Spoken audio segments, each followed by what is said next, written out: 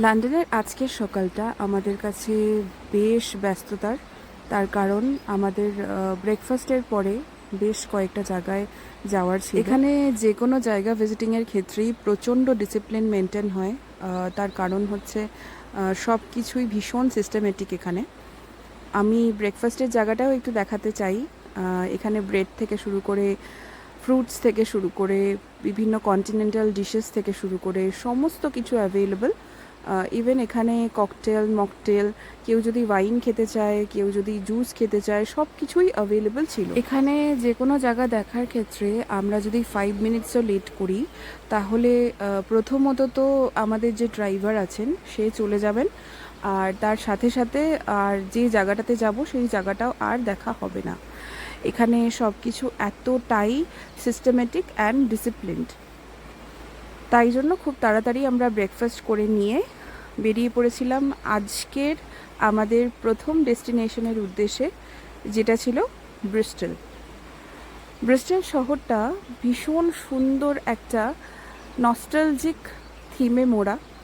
Avon রিভারের কাছে অবস্থিত south West ইংল্যান্ডের এই ভীষণ রিচ সিটিটা ভীষণভাবে well known for its maritime history, iconic Clifton suspension bridge আর অল্টারনেটিভ কালচারের জন্য। ওভার 4,79,000 রেসিডেন্টস নিয়ে এটা একটা মেজর পোর্ট সিটি। আমরা এখানে ভীষণ সুন্দর একটা সেমেট্রিতেও গেছিলাম, যেটাতে আমরা রাজা রামমোহন রায়ের সেমেট্রিও পেয়েছি। এটা আর্নসভেল সেমেট্রি নামে বিখ্যাত। এটা ব্রিসলিংটনে সিচুয়েটেড। এত কাম অ্যান্ড কোয়াইট একটা জায়গা, যেখানে আসলে মনে হয় সত্যিই মানুষ এত অহংকার, এত লোভ, এত রাগ নিয়ে বাঁচে যে এখানে আসলেই কিন্তু এক নিমেষে সব কিছু শেষ হয়ে যায়। নেক্সট আমরা বাথের উদ্দেশ্যে বেরিয়ে পড়েছিলাম। বাথ সিটিটাও ভীষণ সুন্দর, ভীষণ ছোট্ট একটা শহর, কিন্তু ভীষণ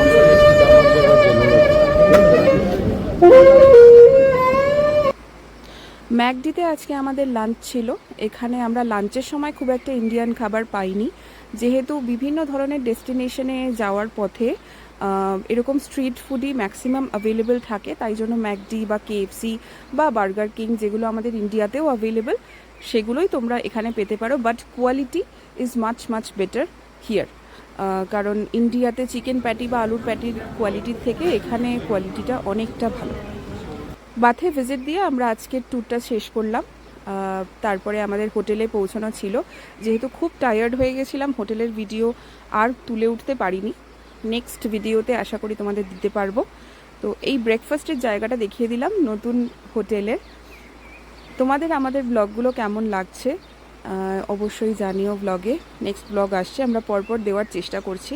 অ্যাকচুয়ালি ট্যুরটা এতটাই হেকটিক যে টায়ার্ড হয়ে যাচ্ছি বলে ব্লগগুলো আসতে দেরি হচ্ছে।